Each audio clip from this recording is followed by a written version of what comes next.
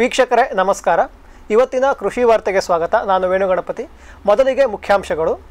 ಸರ್ಕಾರ ರೈತರಿಗಾಗಿ ನೂತನ ಯೋಜನೆಗಳನ್ನು ಘೋಷಿಸಬೇಕಿದೆ. ಶ್ರೀ ಹನುಮನಗೌಡ ಬೆಳಕುರ್ಕಿ. ಉತ್ತರ ಭಾರತದಲ್ಲಿ ತಡವಾದ ಹಿಂಗಾರು ಮಳೆಯಿಂದ ಕೃಷಿಗೆ ಹೆಚ್ಚಿನ ಲಾಭವಾಗಿದೆ ಎಂದ ಹವಾಮಾನ ಇಲಾಖೆ. ಅಣಬೆ ಗ್ರಾಮಗಳನ್ನು ಸ್ಥಾಪಿಸಲಿರುವ ಕೇರಳ ಸರ್ಕಾರ. 2024-25ನೇ ಹಣಕಾಸು ವರ್ಷದಲ್ಲಿ ದಾಖಲೆ ಮಟ್ಟದ ಆಹಾರ ಧಾನ್ಯದ ಉತ್ಪಾದನೆ ಆಗಲಿದೆ ಎಂದ ವರದಿಗಳು. ದೇಶದಲ್ಲಿ ಡ್ರೋನ್ ತಯಾರಿಕೆ ಮತ್ತು ಬಳಕೆಯನ್ನು ಹೆಚ್ಚಿಸಲು ಹೊಸದಾಗಿ PLI ಯೋಜನೆಯನ್ನು ಆರಂಭಿಸಿದ ಸರ್ಕಾರ. ಮಹಾರಾಷ್ಟ್ರ ಮಾದರಿಯನ್ನು ಅನುಸರಿಸಲು ನಿರ್ಧರಿಸಿದ ಮಧ್ಯಪ್ರದೇಶ. ಗ್ರಾಮಗಳಿಗೆ ಇನ್ನು ಮುಂದೆ ಬರಲಿವೆ ಸೋಲಾರ್ನಿಂದ ಉತ್ಪಾದಿಸಿದ ವಿದ್ಯುತ್. ಇದೀಗ ವಾರ್ತೆಗಳ ವಿವರ.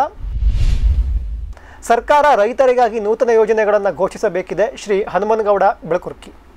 ಅತಿ ಹೆಚ್ಚು ಜನಸಂಖ್ಯೆ ಹೊಂದಿರುವ ರಾಜ್ಯಗಳಲ್ಲಿ ಕರ್ನಾಟಕಕ್ಕೆ 9ನೇ ಸ್ಥಾನ. ಒಟ್ಟಾರೆ ಬೆಳೆ ಕ್ಷೇತ್ರದಲ್ಲಿ ನಮ್ಮದು 8ನೇ ಸ್ಥಾನ. ಕರ್ನಾಟಕದ ಒಟ್ಟಾರೆ ಕೃಷಿ ಭೂಮಿ 262.5 ಲಕ್ಷ ಎಕರೆ. ಅದರಲ್ಲಿ ಸುಮಾರು 100 ಲಕ್ಷ ಎಕರೆ ಪ್ರದೇಶದಲ್ಲಿ ನೀರಾವರಿ ಇದೆ.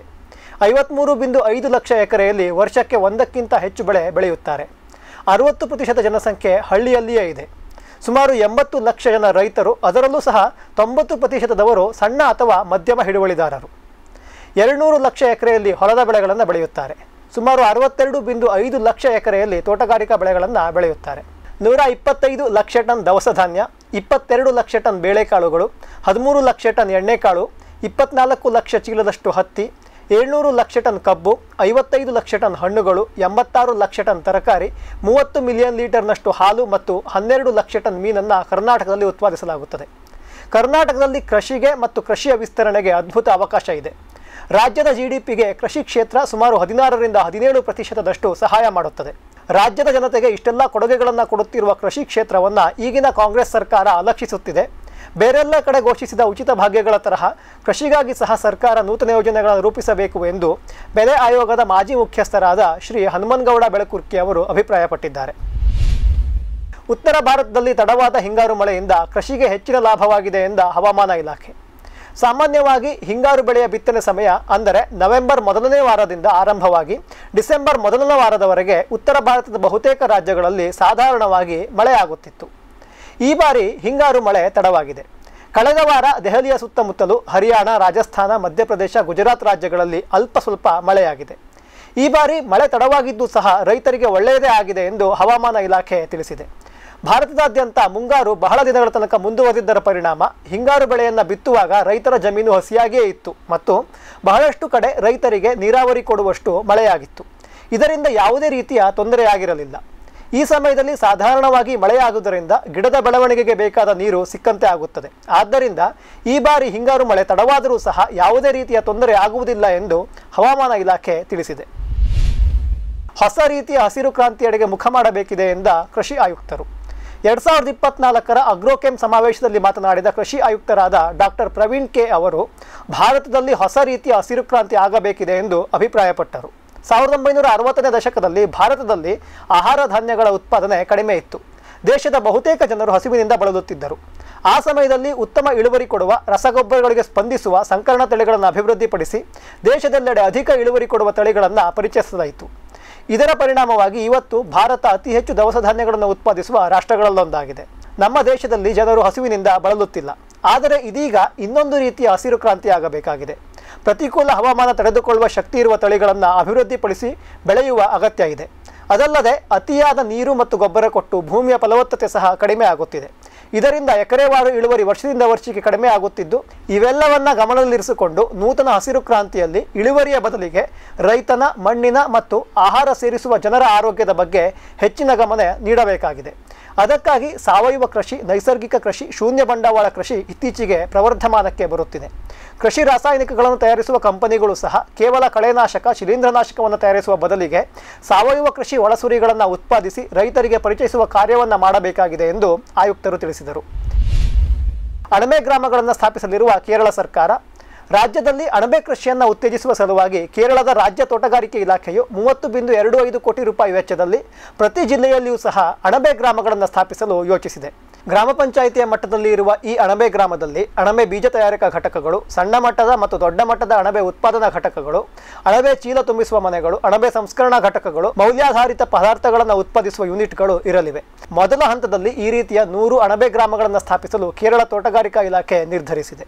ರೈತರು ಗುಂಪಾಗಿ ಬಂದು ಅಥವಾ ರೈತ ಉತ್ಪಾದಕ ಕಂಪನಿಗಳನ್ನು ಸ್ಥಾಪಿಸಿ ಮತ್ತು ಕುಟುಂಬಶ್ರೀ ಯೋಜನೆಯಿಂದ ಗ್ರಾಮವನ್ನು ಅಣಬೆ ಗ್ರಾಮವನ್ನಾಗಿ ಮಾಡಲು ಅರ್ಜಿ ಸಲ್ಲಿಸಬಹುದು.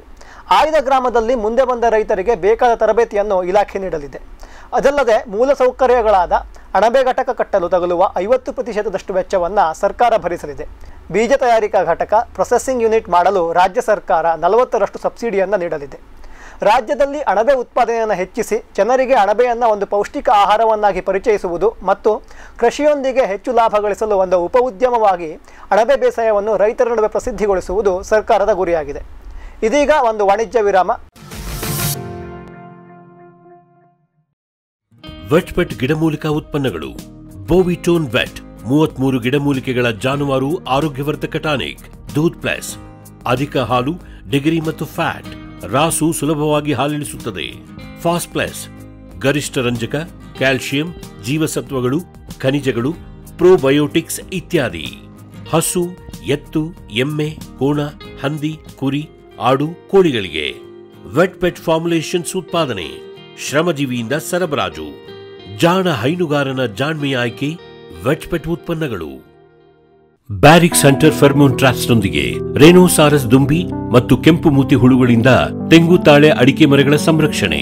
ತರಕಾರಿ ಮತ್ತು ಹಣ್ಣಿನ ಬೆಳೆಗಳಲ್ಲಿ ಹಣ್ಣಿನ ನೊಣಗಳ ನಿಯಂತ್ರಣಕ್ಕೆ ಬ್ಯಾರಿಕ್ಸ್ ಕ್ಯಾಚ್ ಫ್ರೂಟ್ ಫ್ಲೈ ಹಾಗೂ ವೆಜಿಟೇಬಲ್ ಫ್ಲೈ ಟ್ರ್ಯಾಪ್. ರಸ ಹೀರುವ ಕೀಟಗಳನ್ನು ಹಿಡಿಯಲು ಬಣ್ಣದ ಕ್ರೋಮ್ಯಾಟಿಕ್ ಸ್ಟಿಕ್ಕಿ ಟ್ರ್ಯಾಪ್ಸ್. ಪೇಟೆಂಟ್ ಹೊಂದಿದ ತಂತ್ರಜ್ಞಾನ, ದೀರ್ಘಕಾಲದವರೆಗೂ ಬಾಳಿಕೆ. ಕೀಟನಾಶಕಗಳಿಗೆ ಪರ್ಯಾಯ, ಪರಿಸರಕ್ಕೆ ಪೂರಕ. ಸುಸ್ಥಿರ ಸಾವಯವ ಕೃಷಿಗಾಗಿ ಬ್ಯಾರಿಕ್ಸ್. ಸಮೃದ್ಧ ಸಾವಯವ ಗೊಬ್ಬರ, ಎಂಎಸ್ಜಿಪಿ ಮತ್ತು ಕೆಸಿಡಿಸಿ ಉತ್ಪಾದನೆ, ಫಾರ್ಮ್ ಟಿವಿಯಿಂದ ಸರಬರಾಜು. ಅತಿ ಕಡಿಮೆ ಬೆಲೆಗೆ ಅತ್ಯುತ್ತಮ ಗೊಬ್ಬರ. ಇಲ್ಲ ಭಾರಲೋಹ, ಕೃಷಿ ವಿಶ್ವವಿದ್ಯಾಲಯದಿಂದ ಪರೀಕ್ಷಿತ. ಸಾವಯವ ಇಂಗಾಲ, ಎನ್ಪಿಕೆ, ಪಿಎಚ್, ಇಸಿ ಎಲ್ಲ ನಿಗದಿತ ಮಿತಿಯಲ್ಲಿ. ಅಡಿಕೆ, ತೆಂಗು, ಬಾಳೆ, ಕಾಫಿ, ದಾಳಿಂಬೆ, ದ್ರಾಕ್ಷಿ, ಕಬ್ಬು, ಭತ್ತ, ಜೋಳ, ಹತ್ತಿ ಹೀಗೆ ಎಲ್ಲಾ ಬೆಳೆಗಳಿಗೂ ಪ್ರಶಸ್ತ. ಜೀವಂತ ಮಣ್ಣು, ಸಮೃದ್ಧ ಬೆಳೆ, ಅತ್ಯಧಿಕ ಲಾಭಕ್ಕೆ ಬಳಸಿ ಸಿಟಿ ಕಾಂಪೋಸ್ಟ್. ವೆಟ್ ಪೆಟ್ ಗಿಡಮೂಲಿಕಾ ಉತ್ಪನ್ನಗಳು. ಮೇಷ ಟಾನಿಕ್, ಕುರಿ ಮತ್ತು ಆಡುಗಳ ಒತ್ತಡ, ರೋಗ, ಕ್ರಿಮಿ ನಿವಾರಕ, ಹೆಚ್ಚಿನ ಬೆಳವಣಿಗೆ. ಕುಕ್ಕುಟ ಟಾನಿಕ್, ಕಡಿಮೆ ಆಹಾರ, ಉತ್ತಮ ಆರೋಗ್ಯ, ಕೋಳಿಗಳ ಅಧಿಕ ಬೆಳವಣಿಗೆ.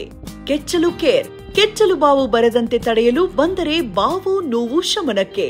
ವೆಟ್ ಪೆಟ್ ಉತ್ಪಾದನೆ, ಶ್ರಮಜೀವಿಯಿಂದ ಸರಬರಾಜು.